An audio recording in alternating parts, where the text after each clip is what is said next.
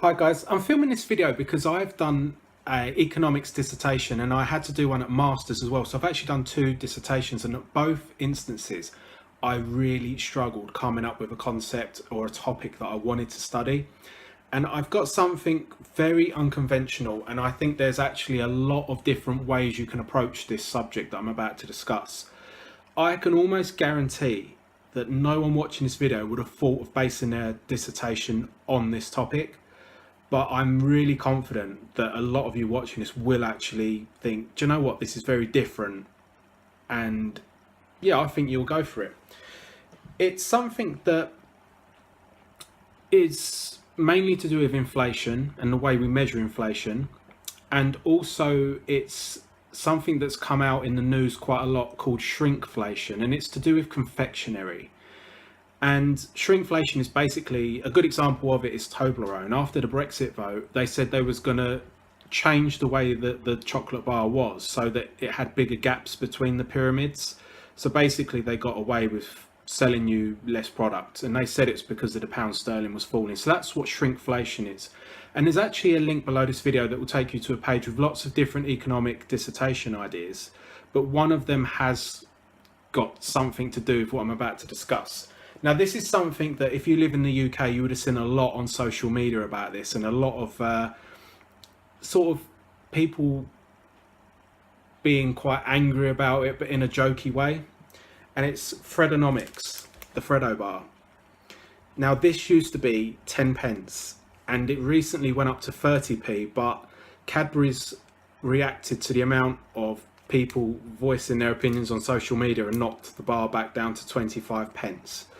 Now, something that is quite interesting to me is that when you look at the price of Freddos over time, and again, on the link below, there's actually a database for the price changes, you can see that Freddos have actually gone up in real terms, which, if you haven't studied economics, that means that actually the price of Freddos has accelerated higher than actual inflation. And this is something that I think is quite important, because in the UK, we mainly measure inflation by the CPI index, and a lot of economists call it the CP lie, because it's a basket of goods. And what they do is, for example, if orange juice goes up in price, they'll say, oh, orange juice is more expensive than apple juice. Well, people wouldn't pay that. So they'd, instead of buying orange juice at this price, they would actually buy the apple juice because it's cheaper.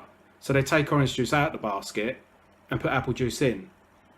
So that's why it's a little bit dodgy, and it makes me wonder if the price of Freddos has gone up over and above inflation. Is this the price change? Is this the true inflation? Is this representing the true increase in living costs?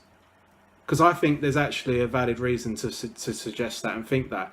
Shrinkflation, again, the price of Freddo, the weight of Freddo bars hasn't really changed over time. But if you look at the Toblerone example, then shrinkflation is something you could definitely base a dissertation on. There's lots of examples, and the link that I talked about that's below this video, there's actually a link off of that page that will show you the Office for National Statistics. They've actually got a database for it, so there's lots of data that you can use for this dissertation. But something that I want to talk to you about is, I've got this in front of me, I don't want to get this wrong. In 1999, a minimum wage in the UK was £3.60 an hour. Now, with Freddos at 10 pence per bar, that used to buy 36 Freddos.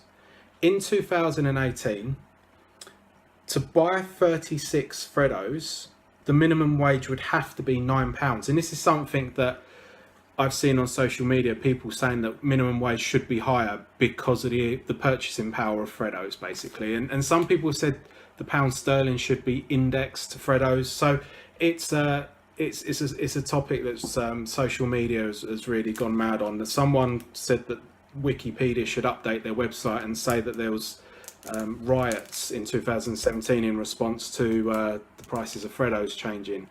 So even though it sounds a bit crazy doing your economics dissertation on a chocolate bar, there's actually quite a lot of substance behind it. Especially, I think the big one is inflation, and also shrinkflation too. And even though shrinkflation doesn't really apply too much to Freddos, according to data, there's lots of other confectionery like Toblerones, Maltesers, M&Ms. They've all reduced the amount of product. And I think that that's quite important. from an economical perspective. So again, if you click the link below this video, you'll see an actual proposal for basing your dissertation on this, and lots of sources, also the datas and charts to show the price change of this against other inflation. And there's also lots of other economic dissertation topics that are nothing to do with this. So I hope that this has helped. If it has, and you do decide to base your dissertation on something like this, why not post a comment, let us know, because other people are going to come and watch this video maybe in years to come, and they can see actually there was an approach in using this. So hope this helped.